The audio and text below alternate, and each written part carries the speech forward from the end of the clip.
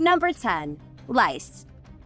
When you were young, you were told to take care of your body in all aspects, right? The one thing that parents likely emphasized was for you to take care of your head and hair, because if you didn't, something would start living there. That something is lice. These little bug creatures are some of the most annoying things you can have living in and on you. They're actually perfectly made to live in your hair and live off the blood within you. After all, your scalp actually has a very thin layer of skin protecting it. Thus, the lice can dig down very easy and get the blood it needs to live. As if that wasn't enough, they actually lay their eggs on your scalp, and when you have a bunch of lice in your hair, you never stop itching. They're also very easily transferable, which is why if someone has lice, they're told to not go to school or work until it's gone. You need to be responsible with such things. Not so fun fact, every year, millions of people get lice. Thankfully for all, there are ways to remove them, which makes them less of a danger to people's lives and more of an annoyance that we have to deal with.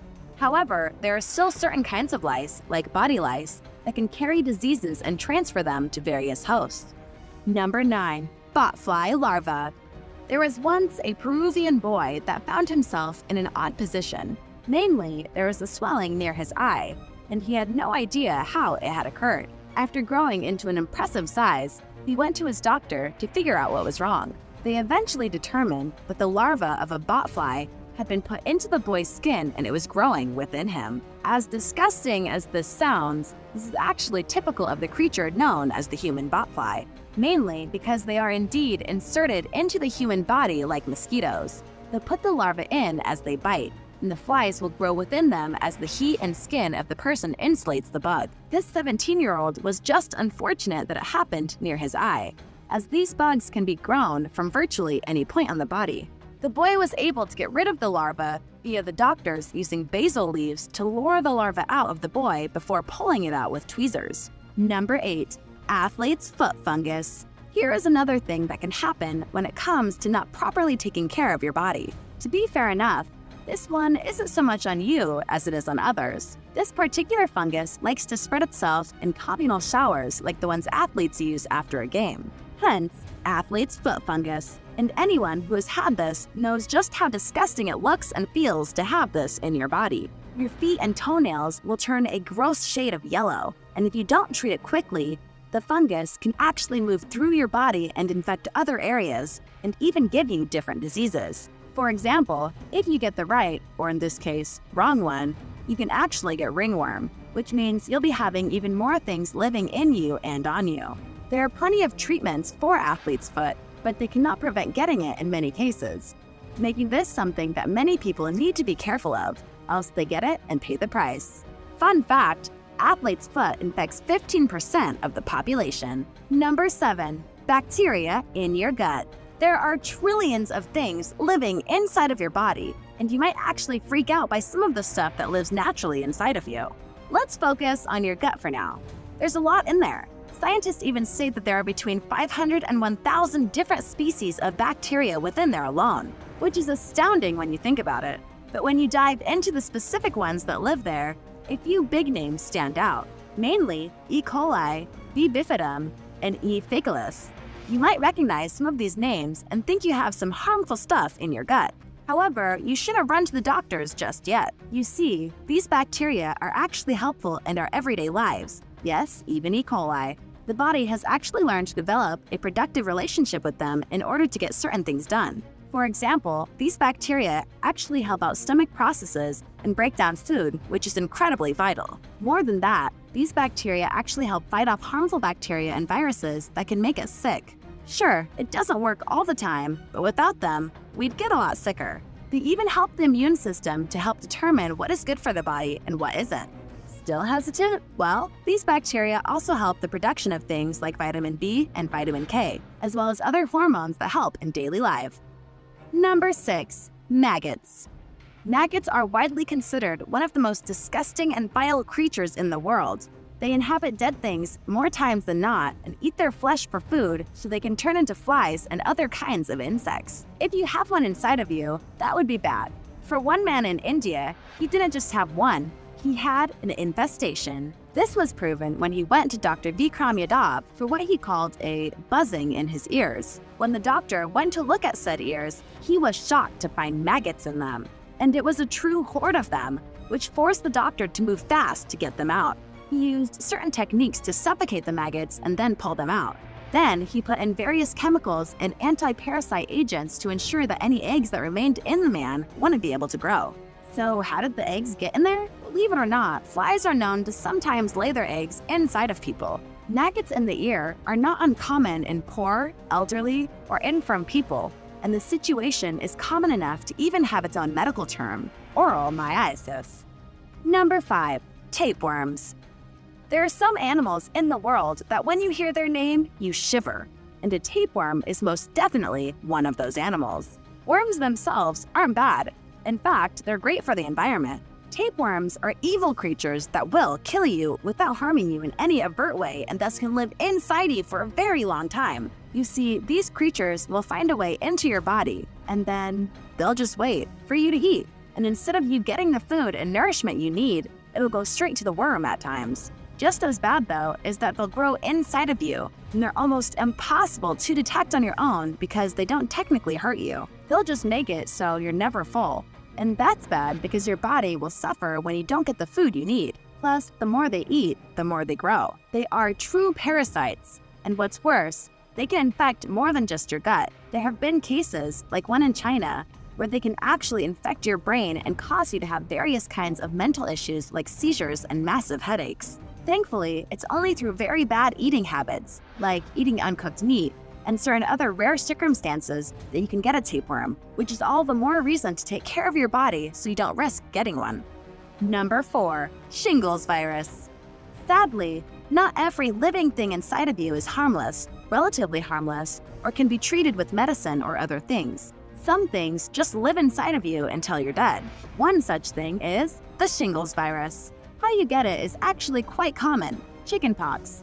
Yeah, most everyone, before the vaccine came out, would get this condition, and the virus that causes chickenpox is the same thing that causes shingles. This virus will remain dormant inside of you, and it won't go away, but unfortunately, it can be reactivated.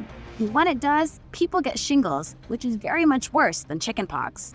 In fact, many believe that because of the vaccination of chickenpox, by the time those kids are in their elder years, they'll be more likely to get the disease. It's not proven though. The point is, if you've ever had chickenpox, you are a potential case for shingles, which means as a whole, there's a creature, being inside of you that is just waiting to wake up and infect you all over again. Number 3. Ticks. Ticks are technically arachnids, as they have 8 legs, but unlike spiders, ticks won't just settle for scaring you or biting you. They're going to remain on you and even in you until you find them and get rid of them. Why? Because these little creatures are bloodsuckers, and once they find a host, they ain't going away easily. This is bad for numerous reasons. 1, it's never good to have your blood drained, and 2, ticks are one of many creatures that can carry and transfer diseases through contact with humans and animals. One of the biggest ones they can give humans is Lyme disease, which can be fatal. And trust me when I say that there are indeed many diseases that have been distributed by various species of ticks that are around the world. You might be thinking, but wouldn't I feel a creature biting me constantly? Usually you would, but ticks have a chemical that actually numbs the part of your body they're biting. That way you can't feel it at all. This is why ticks are one of the most dangerous creatures alive, and you won't know they're there until possibly too late. And that's why many areas that have ticks are sure to have signs up to warn you of what might just be coming for you. Number 2. Spider. It may be curious for you to think that certain creatures can survive in the human body. After all, the interior sections of various organs and guts are composed of various acids that are meant to kill anything that isn't a certain kind of object. And yet, in Sydney, Australia, a man had to have a spider surgically removed from his stomach via his navel. Apparently, while Dylan Maxwell was on vacation in Bali, a spider had not only found Maxwell and noticed a small scar from a previous surgery and decided to literally go through the scar into his stomach and then work his way up his body. It was so active that it not only got into his stomach, but right up to his chest and left a trail that showed the path it took. Eventually, he went to see a doctor and got the diagnosis. Well, after running some tests and putting things inside my stomach, we finally found out what it was. We finally found out it was a tropical spider that's been living inside me for the last 3 days. Maxwell posted this on his Facebook page, and he goes by the name of Dylan Thomas. The doctors were indeed able to get the spider out, and even put it in a jar so that Maxwell could see it and could study it. Number 1. Dandelion. While not a true creature, this circumstance is one of a kind, because who thinks about a dandelion growing inside of a person? This happened to a young Beijing girl who was only 16 months old. One day, a seed from a dandelion fell into her ear. Usually, this wouldn't be a problem, but a few months passed and the young girl started to cry constantly, and her parents noticed that she kept scratching at her ear. When they took her to the doctor, they noticed something was indeed in her ear, and x-rays proved it was indeed a growing dandelion. A surgery was performed and the flower was removed before more harm could be done. If you're curious, the reason the flower was allowed to grow is because of the humid environment inside the human head. Number 8. Tommy McHugh. Tommy McHugh had a history of doing very bad things. He would get into fights at bars, he would do an assortment of drugs, and he was known to be a jerk in his personal life. Then he went to the hospital one day to deal with severe headaches, and he found out that he had 2 aneurysms in his head, and both had ruptured. This led to having immediate surgery with some odd side effects. At first, he could only speak in rhyme. This lasted for a few months. Then he would have random images flash through his mind in a slideshow, as he would describe it. He became so fed up with the images that he started to write them down, and much to the surprise of his wife, they were actually quite artistic. But the problem was that the creativity was like an obsession of the worst kind. It became manic of sorts, forcing Tommy to write something, then draw something, then sculpt something, then eventually covering his entire house in art. Eventually, he got the doctors to take a look at him, and they confirmed that his previous condition caused damage to his frontal lobe, giving him what he had now. He's still doing his art pieces, and he's making quite a living off of them, including having them be displayed in galleries. He's also become a much better person because of the incident. Number 7. Jason Padget. The year was 2002, and Jason Padget was having the time of his life. He had just come off a date, and he was leaving to go home, when all of a sudden, 2 men jumped him, beat him down, stole his money, and ran off. The doctors that examined him stated that all he had was a concussion, but a little while after he went home, he started to see things he couldn't explain. When he would go outside, he would see light hitting things like cars and leaving objects like triangles floating in the air. This sense continued to grow and nearly drove Jason insane. For 3 years, he kept inside and to himself in order to try and fight what he saw, but eventually he gave up and decided to draw what he saw, and it was here that his superpower was discovered. Because he wasn't just drawing random shapes, he was drawing fractals. If you don't know, fractals are complex mathematical formulas that are said to make up the world in a math sense. To see them is enough of a superpower, but Jason Padget was able to draw them in perfect clarity and precision, which is something that even math experts can't do at times. Padget would go to study math, something he hadn't really done before, and excel at number theory. He even wrote a book called Struck by Genius, talking about his mugging and how it changed him. Number 6. Jim Corallo. In 1988, a young man by the name of Jim Corallo was in a car accident. He was 14 at the time, and while he survived, his mother did not. He was in a coma, one that lasted for 6 weeks, and had doctors wondering if he was ever going to make it out. When he woke up, it was sudden and random. After he went home, he was a much different person mentally, especially in regards to how he handled math. After the accident, he flew through it. Corallo would take advanced math tests without studying and get a perfect score. He was even able to do things like advanced calculus, which should have been far beyond what anyone his age could have done. He was so advanced that he was able to memorize the first 250 digits of the pi number sequence in just under a couple days. The only short-term side effects to his transformation was that he occasionally had bad short-term memory. Number 5. Orlando Sorrell. When Orlando Sorrell was just 10 years old, he was as ordinary could be. Then, one day in 1979, he was playing sports with his friends when he was hit in the head with a baseball. To be clear, he wasn't wearing a helmet when he was playing, so the baseball hit him square on the left side of his head, which can be a devastating injury for someone so young. Fortunately for Sorrell, he was only knocked out. and when he came to, he seemed to be just fine. However, a few days later, that started to change. He started to get headaches. They started off basic enough, but then they got more and more intense. But Sorel was able to keep going, all the while being able to mask his pain from his parents. This is an important detail because throughout all of this, Sorel did not get any medical treatment for his condition. Then something happened. The headaches just stopped, which should have been the end of the story, except that Sorel noticed something different in his memories. Mainly, he could remember a lot more than he did before. He was able to remember various details about every single day since he was hit in the head with the baseball, with clear accuracy. What's more, he was able to do what is known as calendrical calculations, which means he could predict when a certain day would fall in the week of any year. No one is sure how or why these things got rewired into his brain via the baseball hit, but his life was much different since then. Sorel would go into the medical field and would undergo studies to see what caused his superpower to be formed. No definitive answers have been found for why the baseball did what it did to his brain. Number 4. Tony Soria. Tony Soria was literally hit with a bolt from out of the blue, aka a lightning strike. His strike was very unexpected because during a thunderstorm, he decided to pull over and call his mother via a payphone. When the conversation was done, the lightning bolt came down, struck the phone, and electrocuted him, which in most cases would have ended with him being dead on the spot. In fact, Tony himself thought he was dead right before coming back to life. I floated up the stairs. My consciousness came with me. I saw my kids, had the realization that they would be okay. Then I was surrounded by a bluish-white light, an enormous feeling of overwhelming peace. The highest and lowest points of my life raced by me. I had the perception of accelerating, being drawn up. There was speed and direction. Then, as I was saying to myself, "This is the most glorious feeling I have ever had," slam! I was back. After a few days of shaking off the effects of the bolt, he had an urge to listen to piano music, which he had never done before, never even had a lesson, yet the compulsion was there. And after a while, he decided that he wanted to play the piano because he had music going on in his head that wasn't like piano music he listened to. It was original. Eventually, he wrote his own piece called The Lightning Sonata and has performed in places all over the United States. He has also been featured on TV shows, documentaries, and more.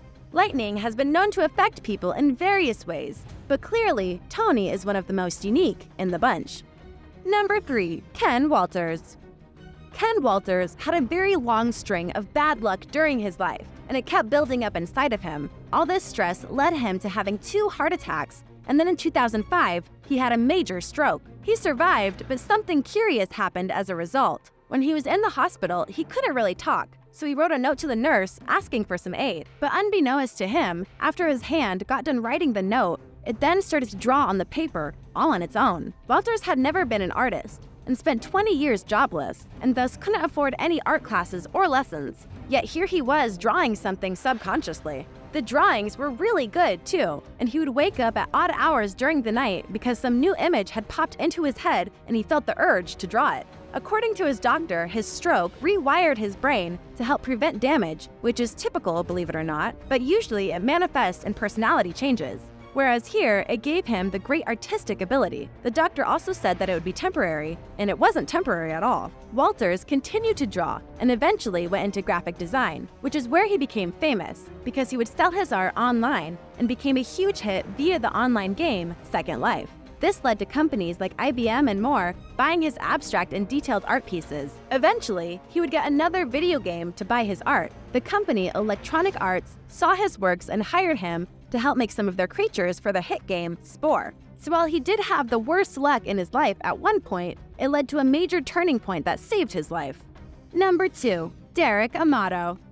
In 2006, Derek Amato was at his friend's party in Denver, Colorado, and he decided to dive headfirst into their pool. The pool wasn't very deep, and he bashed his head on the bottom of the pool. He woke up in the hospital with the diagnosis of a severe concussion and was told by the doctors that he would have severe headaches from now on. He would have memory loss, and 35% of his hearing was now gone. But to his amazement, after this incident, he started to see things when he closed his eyes. Mainly, he saw shapes in the dark, and they were moving in certain ways. At first, he thought it was just after images of lights, but then he realized they were musical notes and movements. As I shut my eyes, I found these black and white structures moving from left to right, which in fact would represent in my mind a fluid and continuous stream of musical notation. My fingers began to scale piano keys as if I had played for my whole life. That's my notation. When those black and white squares are going, that's what my hands do. I'm convinced it's for a reason, and it's my job to do it right. His musical prowess goes beyond the piano, though. His musical notes gift has allowed him to play several different instruments over the years, all without having to study them. He now spends most of his days making music across various styles and instruments. Number 1. Franco Magnani. In the 1960s, Franco Magnani was an Italian immigrant, and he came to San Francisco in the United States in order to try and start a new life. But almost as soon as he arrived in the city, he became sick, deathly sick. No one is sure what exactly, but it is documented with having a fever that was so bad it made him delirious and have seizures. Soon after he healed from his mysterious illness, he started having vivid dreams and vivid memories about his childhood home. Now, usually, one might count this off as the memory trying to bring comfort to Magnani after his ordeal, except he hadn't been to his childhood home of Pontito, Italy in over 30 years. Wanting to get the memories out of his mind, he started to paint them based on what he remembered, something he rarely had done before as he was a cook and a woodworker primarily. After doing multiple pictures of incredible quality, someone went to Italy and took pictures of the places that were in the paintings. Aside from some perspective and zoom inconsistencies, which can be attributed to his memories via his height in childhood, they were perfect recreations. Magnani later became known as the memory artist, and was known to sometimes drop everything mid-task because a new vivid memory had popped into his mind and he knew he had to draw it. His work is in art galleries where they are shown next to the real-life pictures so that people can see the startling accuracy of his work. It's a wonder that something so artistic came from something so simple as a sickness. More than likely, the seizures that he had altered his brain in such a way that it allowed his memories to become more vivid, but will likely never truly know the truth. Number 10. Pufferfish. You might know the pufferfish by reputation, but you might not realize just how cute this creature can be when you're simply looking at it. The pufferfish has a face that is surprisingly expressive when it's regular and relaxed. Now, yes, these are the same fish that will inflate themselves to scare off predators, but in its natural form, it's quite appealing. That being said, that inflate maneuver, it can be quite harmful if you're near it. What's more, the pufferfish has a toxin that is feared all over the world. So much so that it's full-on illegal to bring these fish into most of the countries in the world. Why? Well, a lot of the people have been hurt by this toxin, and even the smallest amount can harm someone, sometimes severely. So unless you go to Japan, you can never eat pufferfish. But given how you've seen their natural faces, you might think twice about it anyway. Number 9. Deer. If I was to mention deer to you, how many of you think of Bambi? It's a classic film from Disney, and it's a film that has made many believe that deer are truly peaceful creatures that wouldn't harm a fly. But most of you likely know just how untrue that is. Now, to be fair, deer are very tame creatures. They're not ones to pick a fight in most scenarios. However, not unlike a bear, a male buck will charge at people if they feel threatened, especially when it comes to defending its family. Their antlers are no joke and can easily penetrate skin in either a piercing or slashing form. The other thing you have to know about deer is that they're not afraid to cross highways when cars are on them. Numerous accidents have been caused because deer don't wait for the path to be clear before bounding along. Many have crushed windshields, or at the very least, caused cars to swerve dangerously out of the way of them. If you're unlucky, you can even die depending on how the deer hits your car. All this should be a warning that deer can be cute, but very deadly. Number 8. Wombats. Wombats are very much one of the quintessential species of animal that are indigenous to Australia. They are small, but they are muscular. Usually they are about 3 feet or more in length and are known to have habitats all over the continent. They can live in forest areas, they can live in mountains, and they can live in barren lands and even national parks. But when you look at wombats in both their baby and adult form, you no doubt find them cute, and various nature shows have shown experienced people handling them with no issues. But those aren't always wild wombats they're handling, and when a wild wombat is startled, they're known to charge and attack. There have been cases of wombat attacks on humans over the years, including one case where a wombat actually bit through clothes, socks, and rubber shoes in one bite to penetrate the skin of a man. Another time, a woman was mauled by a wombat. In short, while they're small, they're strong, and they'll use their body weight to attack and do damage to you. Number 7. Leopard Seal. Seals are a creature that society has been groomed to see as cute. You see them in places like SeaWorld and on various documentaries where they're playing with humans with no issue, and thus they couldn't possibly hurt you, right? But if you remember the movie Happy Feet, the opposite can also be true, especially when it comes to leopard seals. You see, these guys hunt penguins for a living, so they know how to hunt and hunt very well. Furthermore, despite their cute exterior, they've been known to attack researchers who dare to get too close to them. In one case, a leopard seal grabbed the leg of a researcher and attempted to drag him under the ice to drown him. His coworkers saved him after some effort. It should be remembered that leopard seals are apex predators, and thus they don't like it when certain creatures approach. There's only been one recorded fatality of a human by a leopard seal, and that occurred in 2003. Number 6. Jellyfish. Jellyfish are by and large one of the more transcendent creatures you'll find in the ocean. They often come in a variety of colors. Their bodies flow in the water, and you just can't help but stop and marvel at the beauty of their shapes, colors, and forms. Some are even bioluminescent, aka they glow, adding to their beauty. Some can even be so small that you can cup them in your hands. But lying just under their rather beautiful bodies are a set of items that you need to be very aware of and very fearful of: their tentacles. Jellyfish stings are painful, and getting too many of them can be dangerous. What's more, some of them have toxins that are incredibly dangerous to humans in large doses, and some only in small doses. In the case of the lion's mane jellyfish, they have tentacles that can reach over 100 feet, so you don't even have to be near it for it to get you. The point is, if you see a jellyfish in the water near you, make sure you keep an eye on it, but also make sure you start swimming in the opposite direction. Number 5. Moose. Moose are a species that you feel wouldn't be something that you would overtly have to fear. But if you do live near an area where moose reside, you're going to want to be extra careful, for moose are actually quite dangerous. For example, let's head to the 49th state in the United States, Alaska. Here, moose are plentiful, so much that they actually walk into Alaskan towns as if they're part of the residents. Which is cool, but also a problem. After all, they have a habit of showing up on roads in Alaska and causing many accidents. And just like deer, they tend to crash into cars because they don't move even if they see the car coming. Most moose deaths are caused by them colliding with cars and killing the drivers because their body mass causes max damage to everyone involved. What's more, if they're threatened, they'll actually charge at you with their big antlers. Antlers that are much larger and much heavier than the deer's. Here's a fun fact for you to wrap your head around. You're actually more likely to get attacked by a moose than you are by a bear. Number 4. Bears.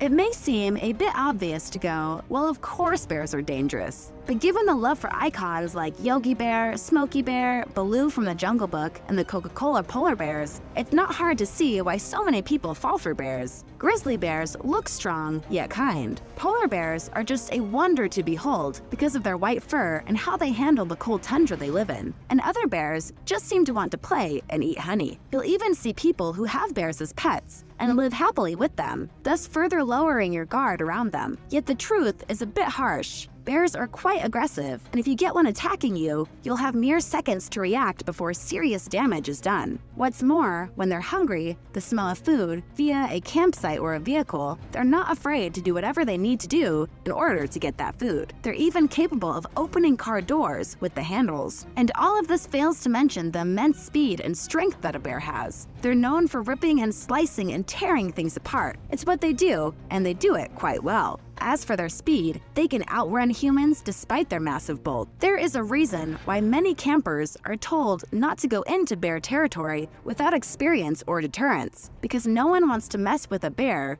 when they have the urge to get you. Number 3. Big cats. Who hasn't gone to a zoo and marveled at the lions, the tigers, the cheetahs, the jaguars, the mountain lions, and more? They're all very majestic creatures, and they're built to survive in a very harsh world. And for some of them, they're beautiful to the extent that some feel they would make good pets. To their credit, a lot of people have made lions and tigers pets. But that's the exception, not the rule. What's more, while it's fine to marvel at the beauty of a film like The Lion King, you must remember that's about the circle of life. And in the circle they live in, the big cats are king, and you don't want to mess with them. Between their massive claws and teeth, All of the big cats in the world are full of danger, especially if you invade their territory or if they think you're a threat to them. Lions have one of the most powerful bites in the world. Cheetahs are among the fastest land animals out there and can easily catch you if they feel the need to. Tigers have massive strength and body mass to muscle you around, and the other cats aren't slouches either. Some even prefer to hunt at night, which is when you'd be at your most vulnerable. They may look majestic and their younger forms may be adorable, but don't let that fool you. They will kill you if you let them. Number 2. Loris. If you were to take a look at a loris, especially a slow loris, you wouldn't think for 1 minute that it would be a threat to you. And yet, they are arguably one of the biggest threats in the world because they have a secret weapon: poison. Loris are in fact the only primate with poison in their systems in the entire world, making them a very unique and deadly threat. How they do this is that they have a gland within their inner arms that secrete the poison. They'll lick it and put it on their fur and their children's fur in order to protect them from predators, which can include humans. If this poison infects your system through touch or through biting from the loris, it can cause anaphylactic shock and possibly even kill you. Number 1. Pandas. I'm sure some of you are confused. How is a panda bear dangerous? Well, that's the thing. You have to look beyond what they are and think about who they are. I'll explain. You see, because of their very endangered nature, pandas are revered and oftentimes used as the poster child of preservation efforts, not the least of which is the World Wildlife Foundation, of which panda is the mascot. What's more, they're shown off in zoos and people can't help but ooh and ah at them as they go around, eat bamboo, and other things. And the media have helped amplify their cuteness to another level, including one story of a baby panda clinging to a zookeeper out of fear because they were scared. But the truth of the matter is, pandas are mean and they're clever. If you don't believe me, ask a zoologist how a male panda bear threats their mates. They're quite abusive, not unwilling to get physical to either send their mates away or get them to do what they want. Plus, they know how to get humans to give them what they want, and they're willing to play cute to get said things. Most importantly of all though, you need to remember that pandas are bears. They can be quite large, quite heavy, and despite their endangered nature, they aren't afraid to do what is necessary to defend themselves. But just as bad, the giant panda is known to attack people just because they're irritated by them, which has led to many attacks in zoos. So while pandas are cute, that is just the shell that hides a rather gruff interior. Thanks for watching. What do you think of these animals that you believe to be just cute and not dangerous? Let me know in the comments below. Be sure to subscribe and I'll see you next time. Bye!